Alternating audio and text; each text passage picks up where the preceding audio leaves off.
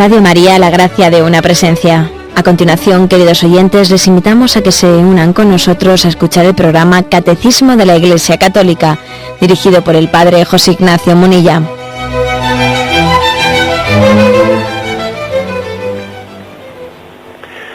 Un cordial saludo a todos los oyentes de Radio María. Un día más, con la gracia del Señor, proseguimos el comentario del Catecismo de nuestra Madre la Iglesia. Y entramos hoy en la parte final ya del credo, donde nos encontramos, en el artículo de fe que dice: creo en la resurrección de la carne. Como veis, estamos ya terminando, concluyendo el credo, porque el último artículo que queda es: creo en la resurrección de la carne y la vida eterna. Amén. Dice el punto 988. El credo cristiano, profesión de nuestra fe en Dios Padre, Hijo y Espíritu Santo, y en su acción creadora, salvadora y santificadora, culmina en la proclamación de la resurrección de los muertos al fin de los tiempos y en la vida eterna. El primer punto, pues, lo que hace es encuadrar la afirmación de que el artículo de fe de que el credo sobre la resurrección de la carne y la vida eterna son la culminación del credo. Pero de paso que lo anuncia, hace también algo muy digno de ser tomado en consideración, de interés, que es encuadra el credo en torno a la afirmación de las tres personas divinas y apropiándoles a cada una un aspecto principal, porque dice que la profesión de nuestra fe en Dios Padre, Hijo y Espíritu Santo, en su acción creadora, salvadora y santificadora. Bien, pues esos matices que hace el Catecismo, pues yo creo que se merecen un comentario.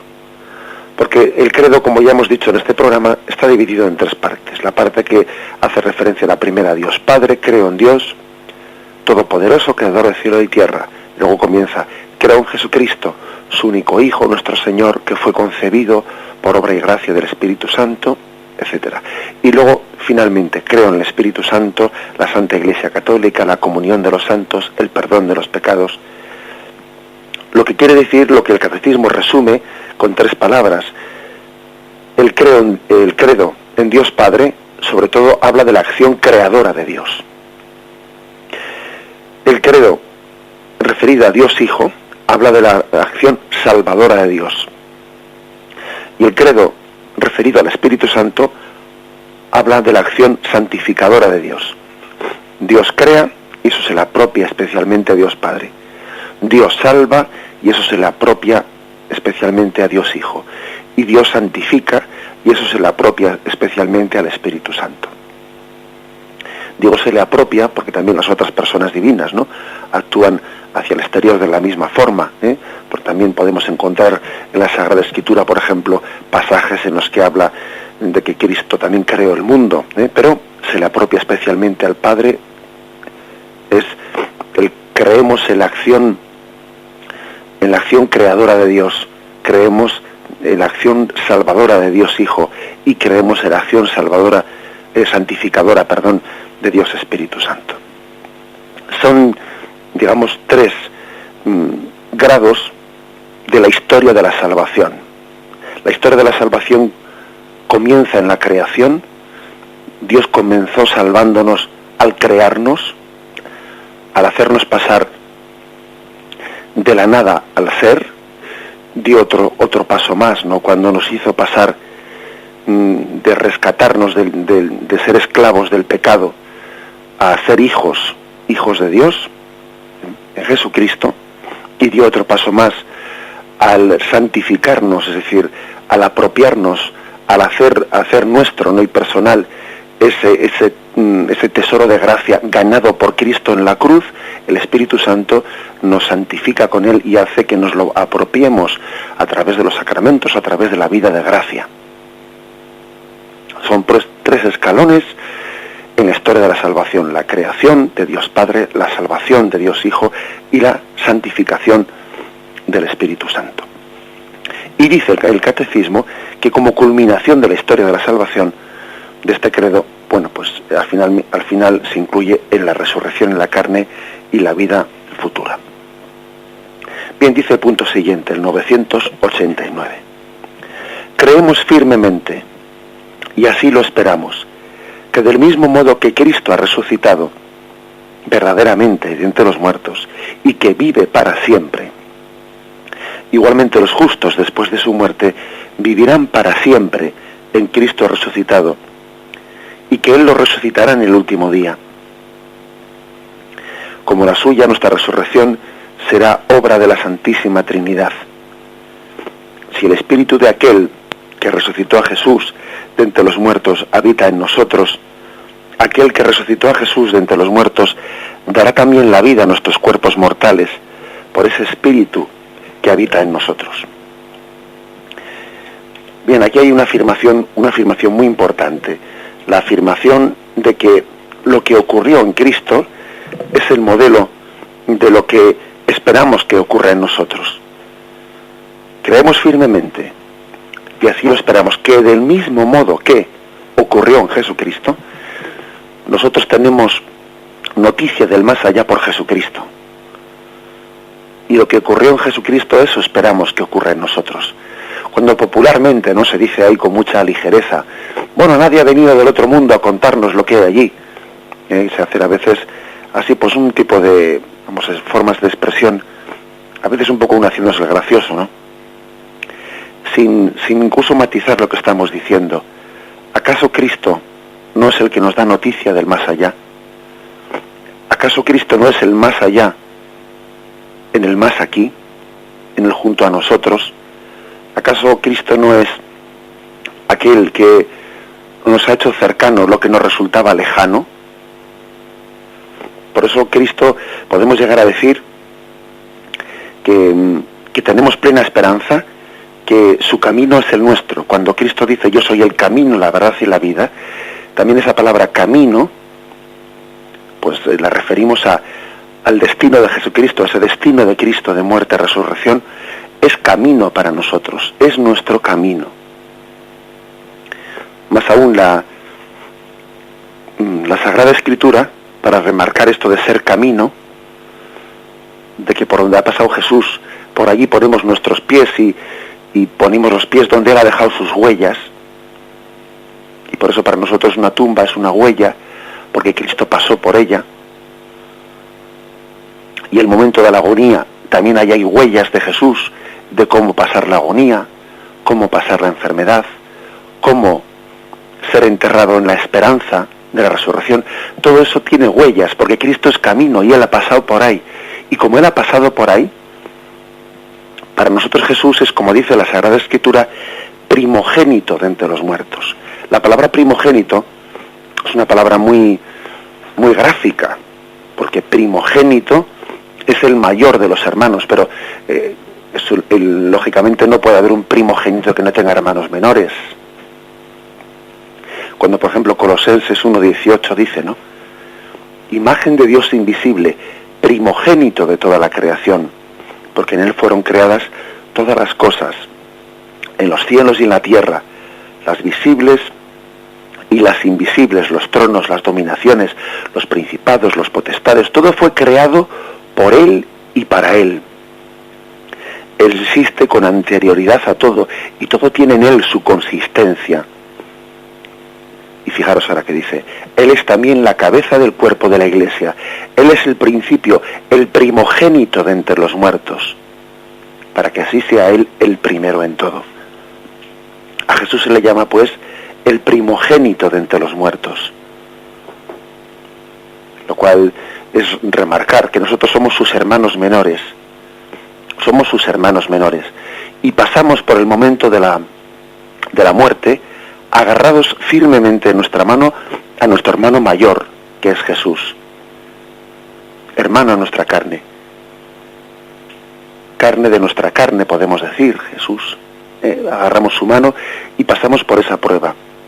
Primogénito de entre los muertos.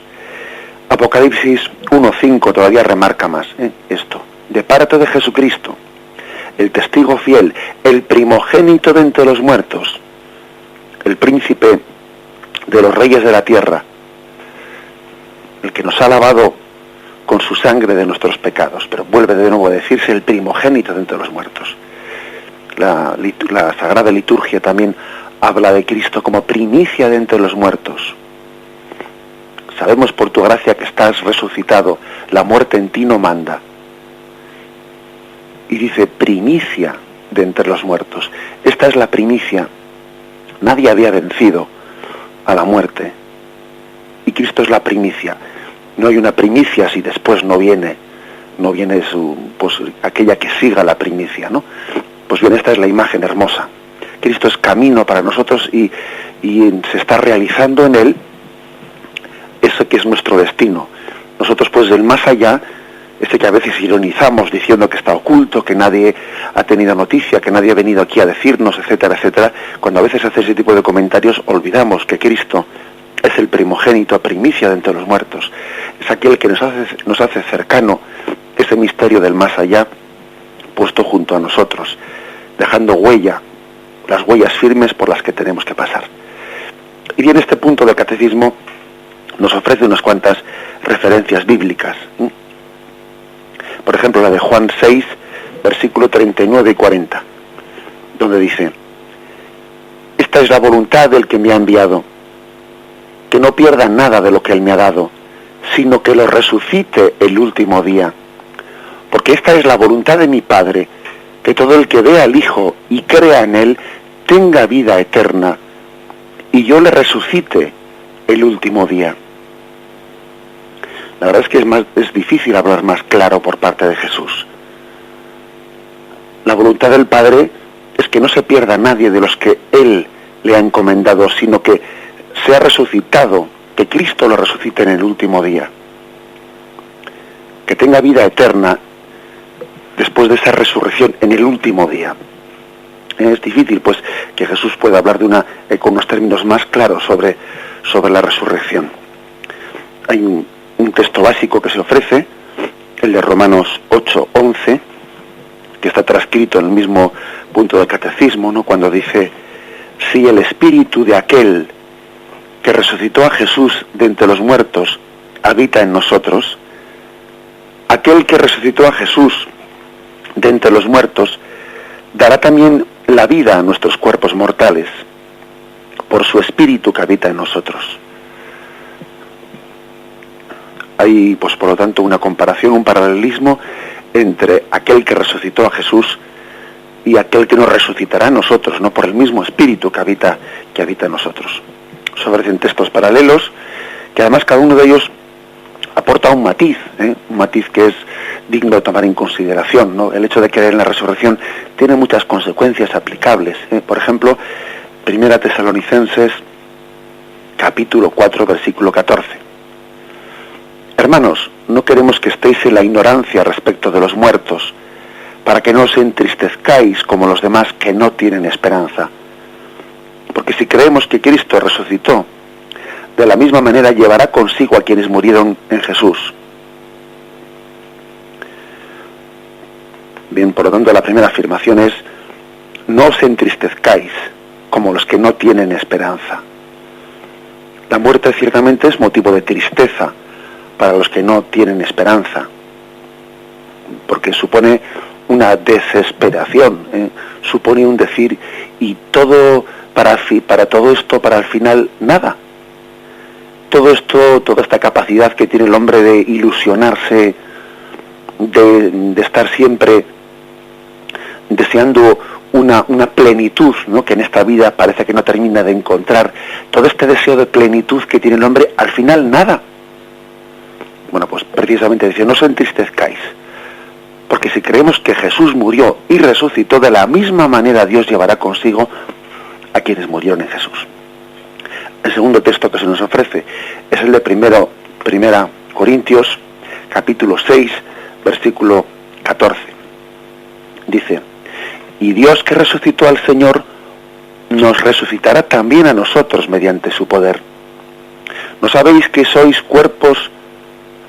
no sabéis que vuestros cuerpos son miembros de Cristo y que habita Él en vosotros? ¿No sabéis que vuestro cuerpo es santuario del Espíritu Santo que está en vosotros y habéis recibido de Dios y que nos pertenecéis. Glorificad a Dios en vuestro cuerpo. Fijaros, tal es así la fe en la resurrección que Pablo extrae la conclusión de la vida en pureza, porque nuestro cuerpo está llamado a la resurrección.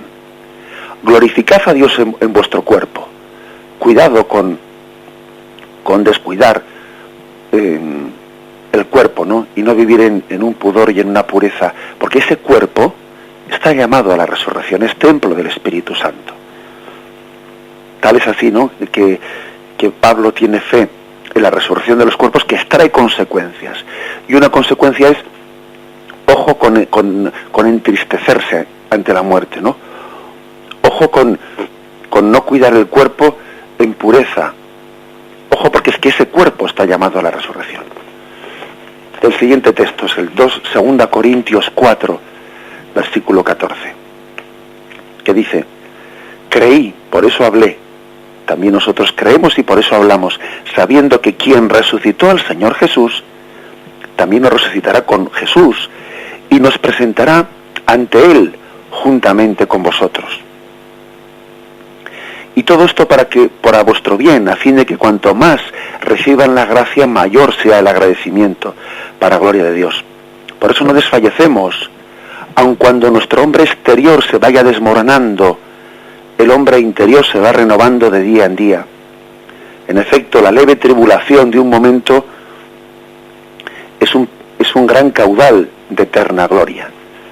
Otra consecuencia, ¿no?, que extrae San Pablo. Aunque nuestro hombre exterior se vaya desmoronando, aunque aparezcan goteras por aquí y por allí, ¿no?, aunque los continuos achaques del cuerpo nos estén recordando nuestra condición mortal, aunque todos sean como pequeños avisos que Dios nos da, ¿no?, que nos dice: oye, que no estás aquí para siempre, ya te estás dando cuenta, ¿no? Aunque todo eso sea así, sabemos, dice, que quien resucitó al Señor Jesús también nos resucitará juntamente con Él. Y eso, además, esa fe convive con nuestra condición mortal y con ese irse desmoronando, como dice aquí, el hombre exterior. Sin embargo, el hombre interior se va renovando de día en día, dice aquí. Esa es la afirmación, una consecuencia que se extrae en la resurrección. La fe en la resurrección convive además con esa percepción, pues de que la condición corporal del hombre se va desgastando. Y parece que está ya como anunciando la necesidad de una renovación, ¿no? Es como cuando le hemos puesto tantos petachos al coche, que le hemos cambiado una rueda, le hemos cambiado lo otro, le hemos cambiado lo otro, le hemos cambiado lo otro, y llega el momento en que uno dice: bueno, a este coche yo ya le he hecho ya muchos petachos, ya voy necesitando coche nuevo. Coche nuevo, pues permitidme la comparación, ¿no? Pero es así, también esas goteras que se van prolongando en nuestra vida y esas continuas reparaciones, ¿no? Reparaciones en el taller que solemos tener, pues con los médicos. Bueno, al final están casi pidiendo, están casi postulando, ¿no?, el coche nuevo. Están postulando la resurrección, porque somos conscientes de que aunque se desmorone el hombre exterior, el hombre interior está con el pleno deseo expectante de la vida eterna. Y el último texto que se nos ofrece, Filipenses 3, versículos 10 y 11. Y dice Pablo, con esa forma que tiene el de hablar tan atrevida, ¿no? Pero lo que era para mí ganancia, lo he juzgado una pérdida a causa de Cristo. Y más aún, juzgo que todo es pérdida ante la sublimidad del conocimiento de Cristo Jesús, mi Señor, por quien perdí todas las cosas y las tengo por basura con tal de ganar a Cristo y ser hallado en Él, no con la justicia mía, la que viene de la ley, sino la que viene por la fe de Cristo, la justicia que viene de Dios apoyada en la fe, y conocerle a Él, el poder de su resurrección y la comunión en sus padecimientos, hasta hacerme semejante a Él en su muerte, tratando de llegar a la resurrección de entre los muertos. Bueno, fijaros como aquí dice: hacerme semejante a Cristo en la muerte, también para hacerme semejante a Él en la resurrección. Nos asemejamos a Jesús en la muerte para recibir también, ¿no?, con Él en la gloria de la resurrección. Pero lo hermoso es que dice Pablo, cómo extrae consecuencias de esta fe, ¿no?, en la resurrección, que todo lo estimo basura, comparando con esto. Todo lo estimo basura, porque verdaderamente, comparando con ese momento clave, ¿no?, de la muerte y la resurrección, todo lo demás es una basura. Todo lo demás se queda aquí, ¿no? Eso por lo que nos hemos afanado, que a veces nos hemos roto la cabeza, por eso hemos pasado malos momentos y disgustos y bueno, y berrinches que nos hemos llevado, ¿no? Todo eso se queda aquí, ¿no? Todo eso lo estimo basura, con tal de ganar a Cristo. Y esa es otra consecuencia, pues, de esas claves, ¿no?, que extrae San Pablo, que a veces no basta únicamente creer en la resurrección, sino que es que luego hay que extraer consecuencias, aplicaciones prácticas. Y esta es una aplicación muy práctica, la de decir, todo lo estimo basura comparando con esto. Todo es pérdida, ¿no? Todo es algo totalmente, no digamos ya secundario, sino insignificante, ¿eh?, comparando con esta tarea, ¿no?, y con esta clave principal del sentido de la vida, que es morir con Cristo para resucitar con Él. Bien, como veis, el Catecismo nos ofrece textos básicos, ¿no?, de la Sagrada Escritura, en los que se habla claramente de la resurrección de Cristo como primogénito de entre los muertos, y especialmente ese texto de San Juan que hemos leído, en el que pues él dice Jesús que él ha venido para que no se pierda nadie, sino que él le resucite en el último día.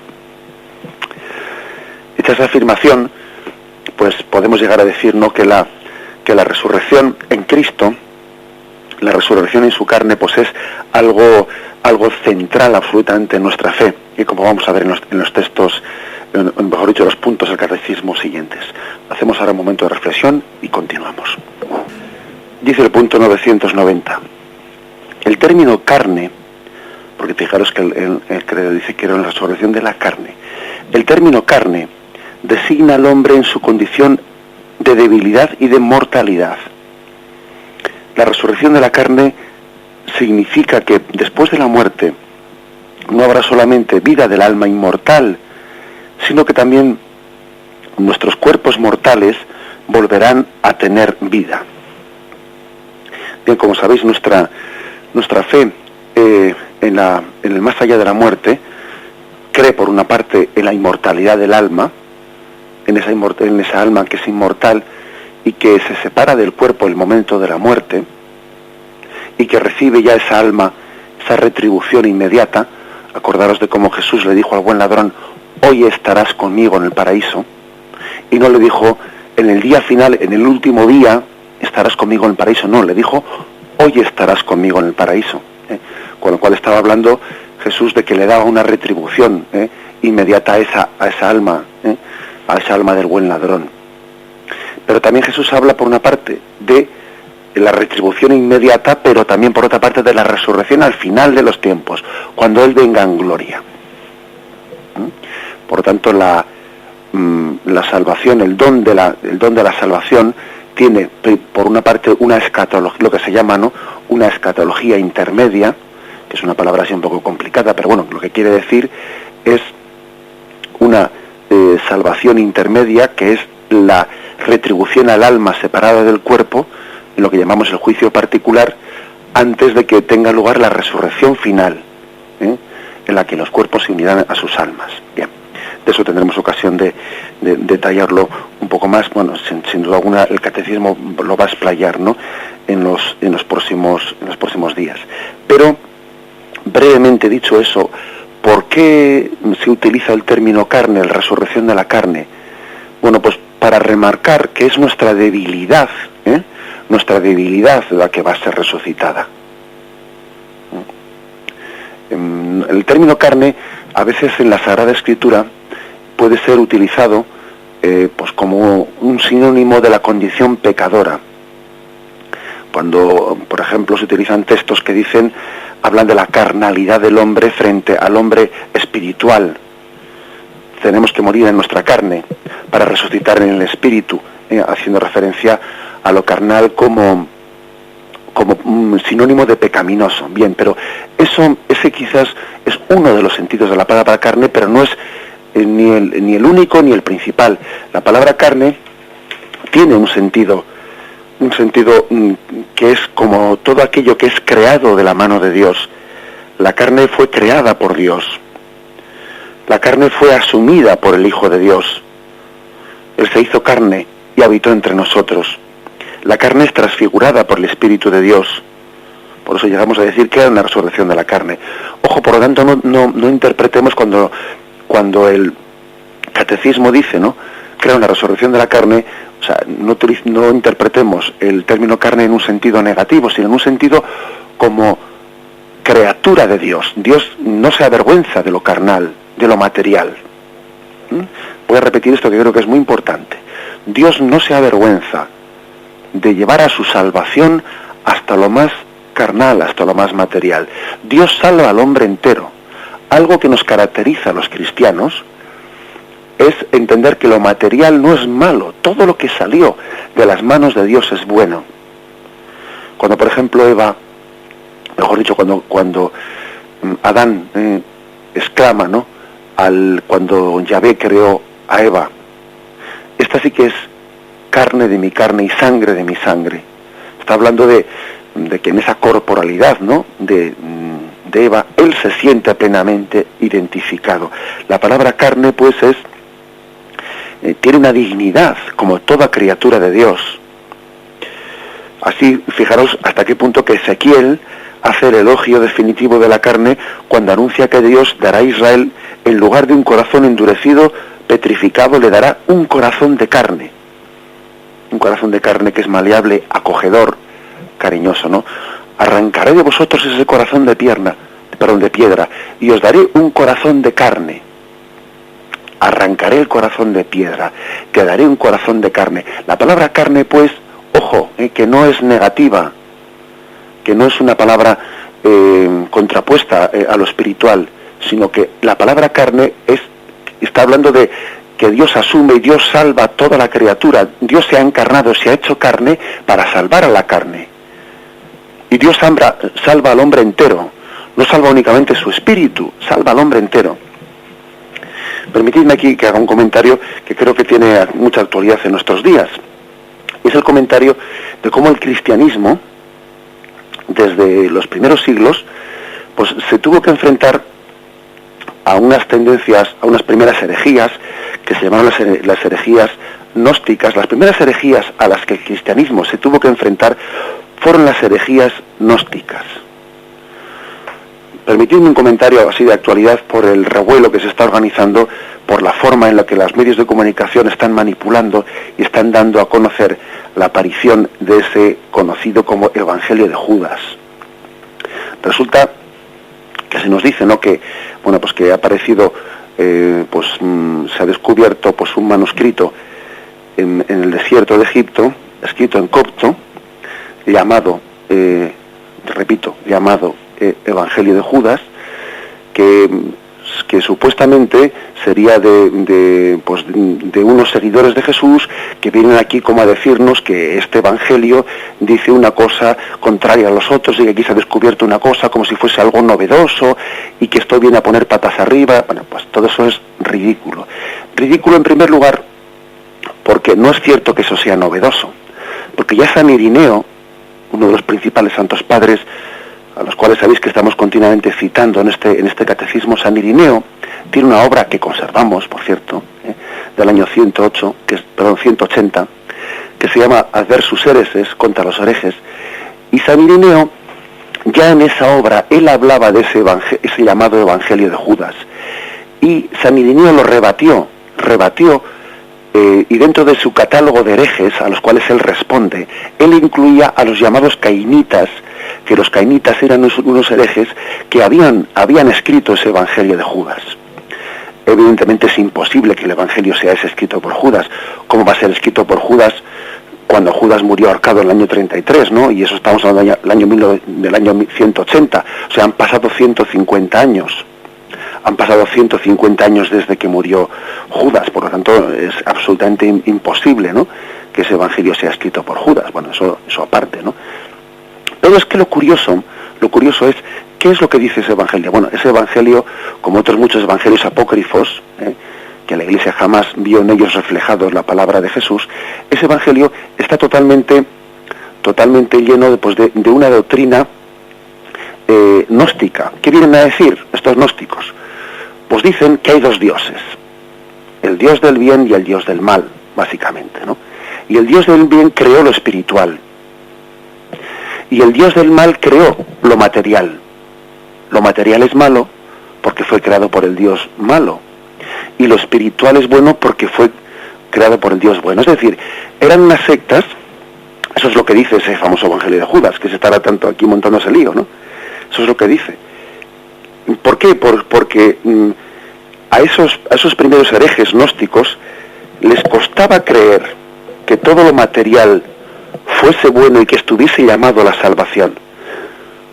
Hasta tal punto que en una de las frases de ese Evangelio de Judas se pone en labios de Jesús esta frase: tú, Judas, serás superior a todos, a través de ti sacrificaré al hombre del que me he visto.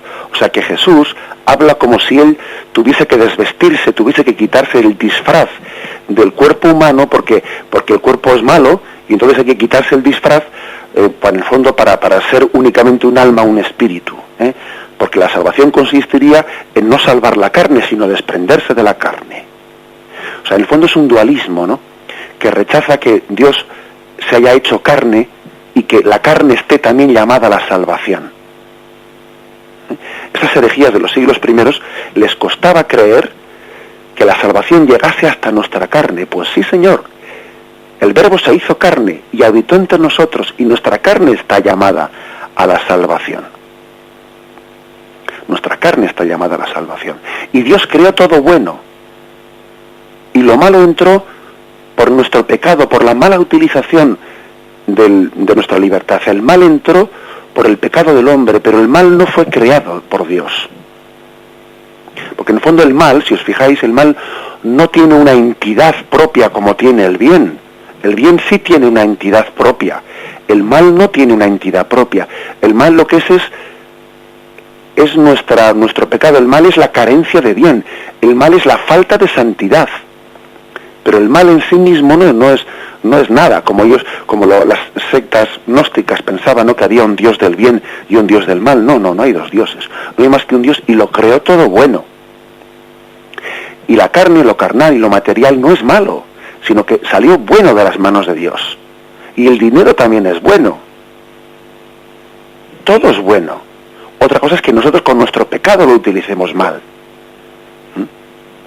Bien, como veis, pues también hoy en día pueden existir pues unas tendencias dualistas, en el sentido de que hablan de reencarnacionismos y cosas por el estilo.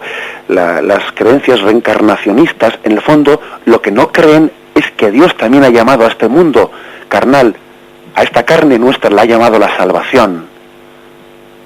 Estos reencarnacionistas de hoy en día no son tan distintos a los cainitas esos del siglo II, a los que San Irineo rebatió, y que ahora aparece aquí un documento que alguno se piensa que ha descubierto el Mediterráneo cuando estaba ya más que descubierto.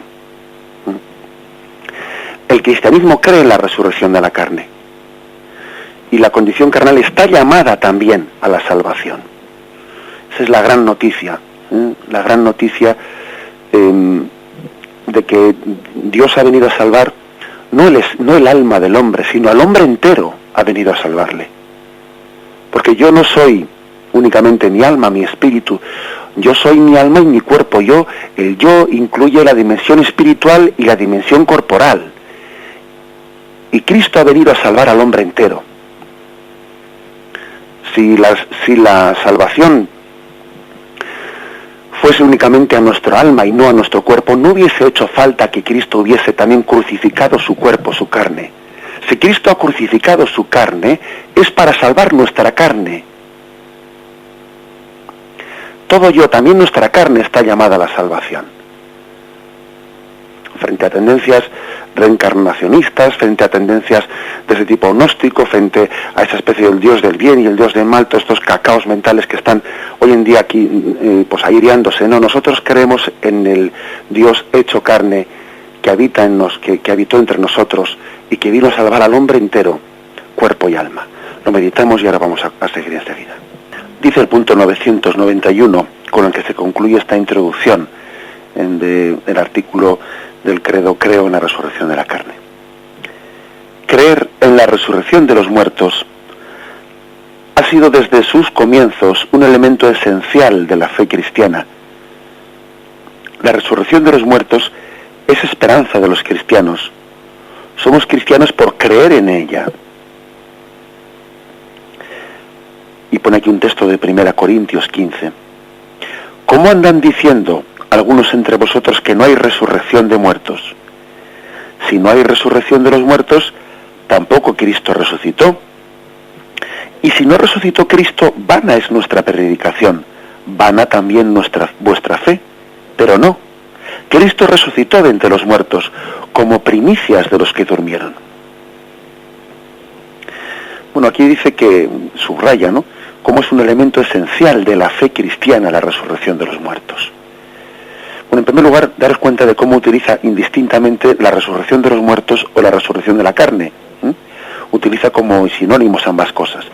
La palabra resurrección de la carne fue una afirmación, se introdujo pues en nuestro dogma o en el credo, la afirmación de la carne, la palabra carne, precisamente pues contra esas interpretaciones a las que antes me he referido, de tipo gnóstico, ¿no?, que no creían en la salvación de lo material, sino únicamente en lo espiritual, que pensaban que lo material era malo. Bien, para combatir a eso, se habló de la resurrección de la carne, porque dicho así, en plan, con un término tan que hace referencia a lo material, la carne, de esa manera se está hablando de que también la dimensión corporal, material del hombre está llamada a la salvación.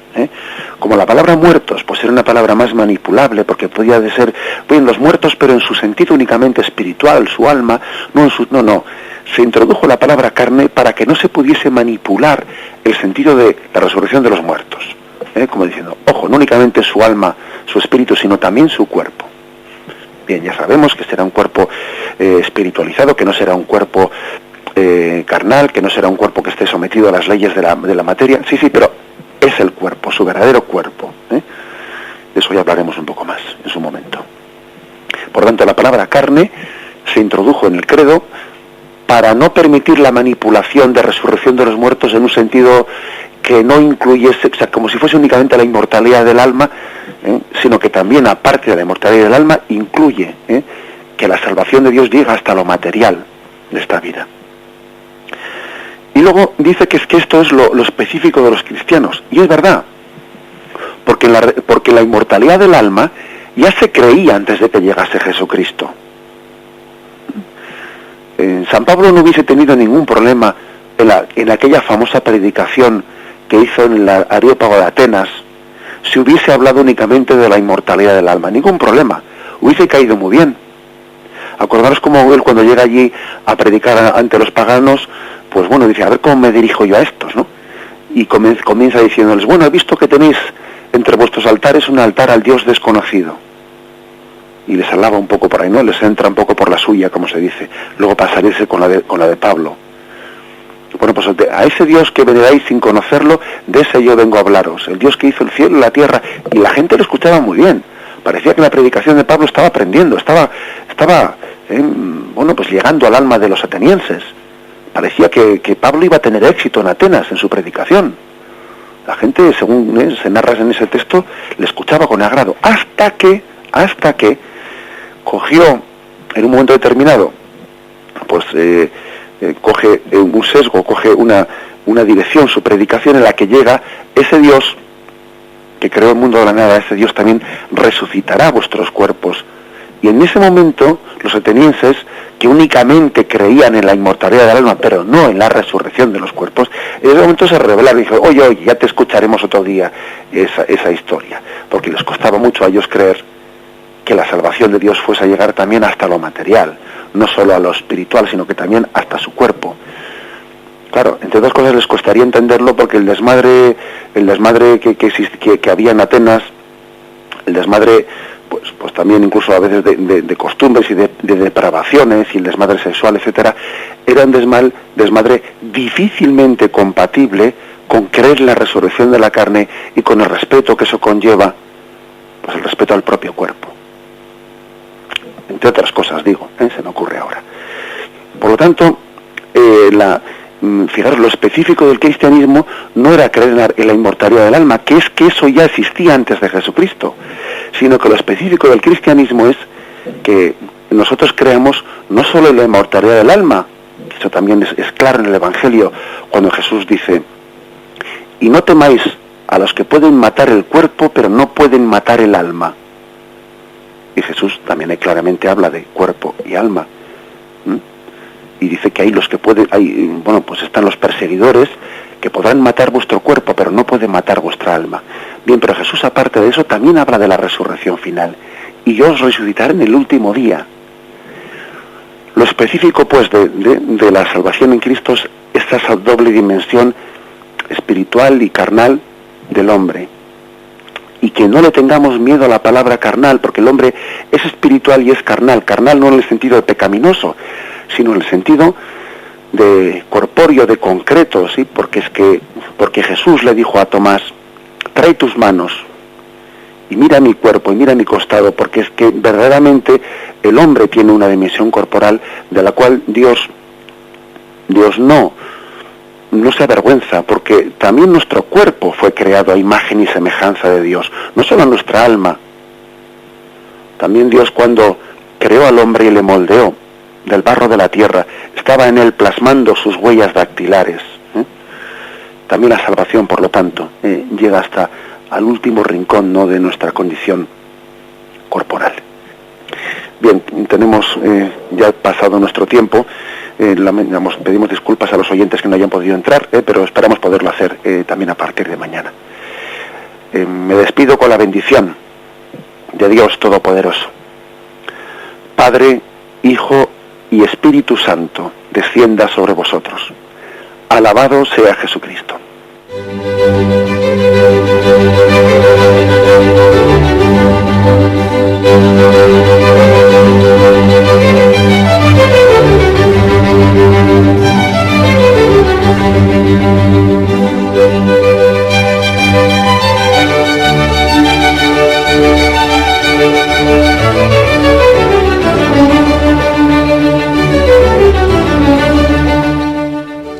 Hasta aquí, queridos oyentes de Radio María, han podido escuchar el programa Catecismo de la Iglesia Católica, dirigido por el Padre José Ignacio Munilla.